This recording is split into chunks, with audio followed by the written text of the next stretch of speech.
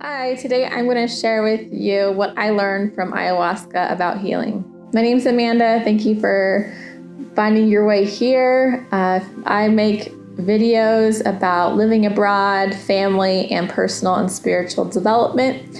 If that's something you are interested in, I'd love for you to subscribe so you can see when I post new videos. So to begin, I want to put a disclaimer out there that this is my personal experience, what I saw and experienced through taking this medicine on numerous occasions. I do have a background in naturopathic medicine, so that has definitely influenced how I view things. And so I have this framework that I am working from prior to going in with the medicine, but this is what the medicine showed me. And it's what I experienced and witnessed from what was happening, the process with other people taking the medicine and myself. So in terms of my experience with the medicine, I by no means have the greatest or the most experience with ayahuasca. I'm not claiming to be an expert. This is just what my experience was, and it was very insightful for me, and maybe it might help you as well understand how healing occurs, why disease occurs.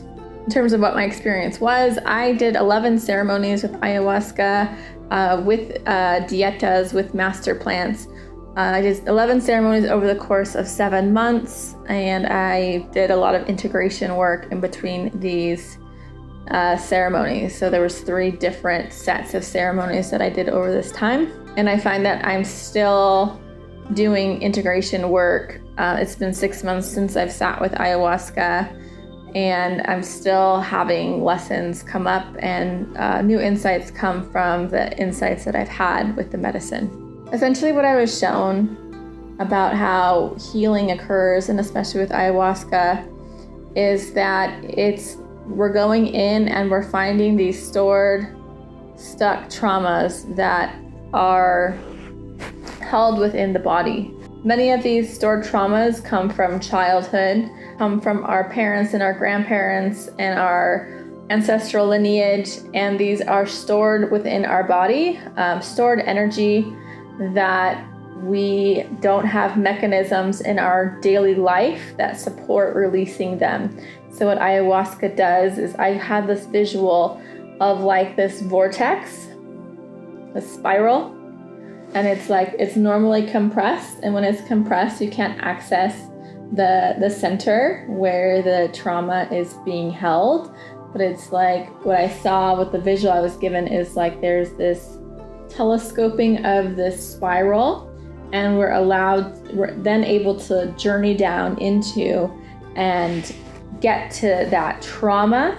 We're able to see it and we're able to process it in a way that we couldn't before. And then we're able to release it, and we release it by different means. You typically think of vomiting as a very classic way that people purge during ayahuasca. What I experienced for myself, I did not throw up once during those entire 11 ceremonies. I cried. Crying was my main mechanism of purging. But I also laughed, and I also sang. I moved my body in different ways. I did deep breathing, and so lots of burping. People fart, people go to the bathroom. So there's all these mechanisms that our body has to release that, if you think of it, what I saw in ceremony and was this light bulb was that how much burping and bodily functions I was hearing during the ceremony. This is the first 2 that I participated in. And I realized how natural those functions are, but we learn to suppress those functions. And so those natural mechanisms that our body has to release energy, we learn to turn those off. And at first I noticed that I was self-conscious about burping in this group setting. And now I have no whims about it as far as letting out a burp in front of a group.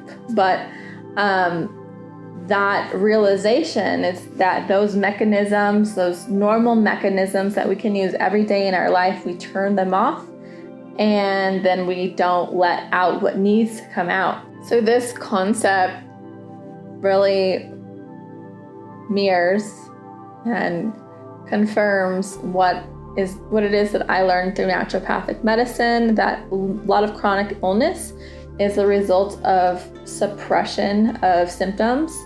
Symptoms are our body's clues to us that something is going on, and we take something or do something to eliminate that symptom.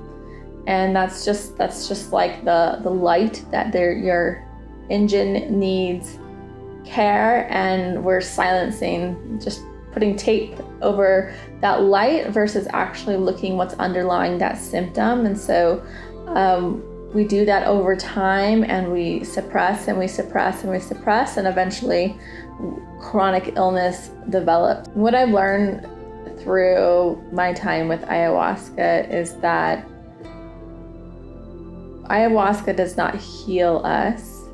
It helps us learn how to heal ourselves. It shows us what we need to do to heal ourselves. We are brought up in a model and a system that has us looking outside of ourselves for answers for many different aspects of our lives, but especially health, we're often looking outside of ourselves. We're looking for an expert to tell us how to fix ourselves. We're looking for a magic pill or a magic answer or a magic protocol. But we aren't cultivating the belief within ourselves that we are the healer that will heal whatever is the matter with us. That's outside of the typical paradigm of how health occurs, especially in the society I grew up in. If we go into an ayahuasca ceremony expecting ayahuasca to fix us, we might be disappointed because we have unrealistic expectations. But that might just be part of the work with ayahuasca, is her helping you see that you are the healer, and it is not her that is doing it. She's just a tool. Not just a tool, she's a very powerful tool. But you have to claim ownership over your own healing for your health to transform on a deep level. Next, the work we do outside of ceremony is just as important as the work that we do in ceremony with ayahuasca. It's the work we do before and after, and then we integrate into our daily life that truly supports lasting transformation in our health and our well-being. If we leave an environment that has a lot of aspects that are not supportive of our health or well-being, and then we go into the jungle and we do 3 ayahuasca ceremonies, and we see all these amazing things and we feel all these amazing things, and then we go right back into the environment and into the habits that don't support our own health and well-being. It's really hard to integrate what we learned with the medicine. It might just be that you leave your work with ayahuasca, and the assignment for you is to begin to change some of the habits that are not supporting you in your journey. And so maybe it's beginning to meditate or do some sort of practice that's going to allow the changes that happen through the medicine to continue to grow within you and to continue to cultivate the healing that was started with ayahuasca. About a month ago, I had started a new practice, a different consistent practice than I had been doing before. And I had previously thought that I needed to find some more plant medicine to do. We left Costa Rica where we were living, where I did all the ceremonies with ayahuasca. We came to Mexico, and I thought maybe I need to find some new medicine to continue this work. And about a month ago, maybe a month and a half ago, I had started this new movement practice. The realization that I had was that my work right now is not to lean on the plant medicine for my continued growth, but to really implement daily behaviors that continued this process that has been awakened by ayahuasca. And so if you're thinking about working with ayahuasca, I would encourage you to begin thinking about what you could add into your life now that would support you. So any sort of meditation, yoga, breath work, qigong or tai chi, journaling practices, dream work, things that really connect you with yourself. These things will help you going into the ceremony with ayahuasca and also coming out of it, because it's really what you do on a daily basis that results in your health and well-being. And so ayahuasca can show you, but it's up to you to take responsibility, take control of what you're doing on a daily basis to really support you and your most healthy version of yourself. And as I spoke about before, the releasing is such a big part of the work with ayahuasca. And so allowing yourself to have ways of releasing on a regular basis and learning to recognize when you need to release, and also beginning to see that there are mechanisms that you might have in your life that you use to cope rather than feeling what you need to feel and releasing how you most optimally release.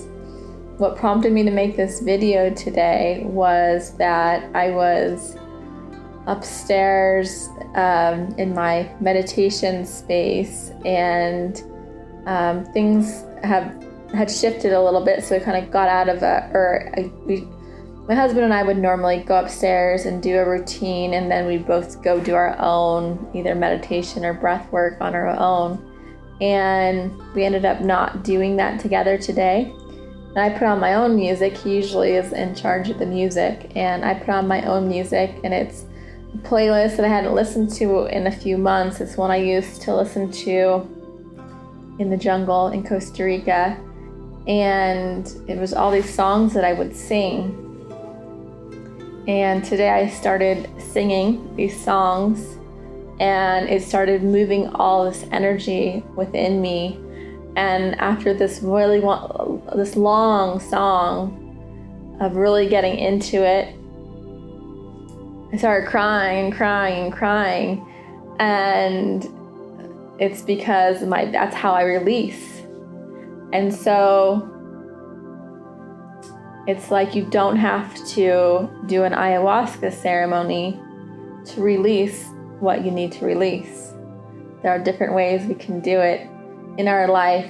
However, the ayahuasca is a great tool to help you learn how to start releasing, seeing how you release, but to continue the progress, we have to have ways of continuing to release the old stuff that's still in there, and also releasing the new, because we're constantly being exposed to things that trigger feelings and emotions, and if we don't release, those are going to get stored. So having ways in our daily life to release is a part of our healing process. And then finally, we have to be aware of what we are letting in. And this awareness grows over time as we begin to connect with we begin to release, and then we connect on a deeper level to our feelings and emotions.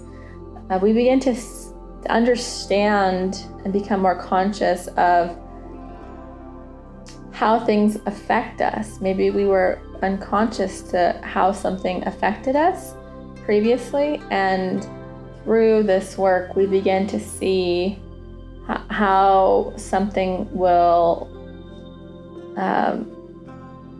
we begin to see how we respond to a stimulus, right? And so if something is, we keep exposing ourselves to something that we feel triggered by, we have to react to, and we keep doing that, it's a burden to the system. It causes us to overload the system. As we become aware of what are the things that cause us stress and overwhelm and anxiety and fear, and then we have to take responsibility for knowing how to limit our exposure to these things or cut them out completely. By releasing more, having less come in, we become lighter and less stagnant, less stuck versions of ourselves. It's a little bit wild to think that so many different conditions can be at the core, at the base, the results of the same process. We've categorized all the illnesses and the diseases into different boxes and labels, and different medicines go for different illnesses. But it's actually very simple when we begin to see what's underlying and understand that it's all energetic. And that might be hard for some to grasp, that all the disease, it has an energetic cause underlying it. But when you begin to look at it this way, healing becomes a lot less complicated. It helps us see that we are the healers on our health journey. And yes, we want to look outside of us for support and guidance, but we can't do it at the expense of our own role in healing. Before I go, I just want to share what I saw specifically for how I tend to store energy. So what I saw was that those of us that tend to hold on to things, so those of us that might have trouble with weight, what I saw was that I've come from a line of empathic people who really want to help and who are very loving people, but at the same time we have porous boundaries, meaning that we let anything come in. We don't have a good enough guard up, and so we take everything on, and we don't have ways to allow that to move through us. We store energy really easily. And I saw that for my family lineage. That's something maybe you relate to or you don't. I don't think everyone stores in that way, but specifically my family. So that's all for today, what I want to say about ayahuasca and what it's taught me about healing. I imagine it will continue to reveal more to me. I saw today myself working with the medicine again. I don't know when that will be. I trust that when it's time, the circumstances will work out how they're supposed to work out. But until then, I'm taking what I'm still using what I've learned through my time with the medicine and working on my own daily work, my own practices to continue to feel the emotions, to allow myself to see what needs to be seen, and also working on releasing, because that's how I see that we heal. If you are looking for ways to release energy, emotions on a regular basis throughout your everyday life, my husband, he works with clients and he helps them with doing this process. It's great work to begin prior to going into working with the medicine. There are great tools to have when you get out of ceremony. If you would like some help and you would like some support, you would like a coach and to guide you, my husband is working with clients. You can go to johnrichardson-meyer.com and you can learn more about his offerings.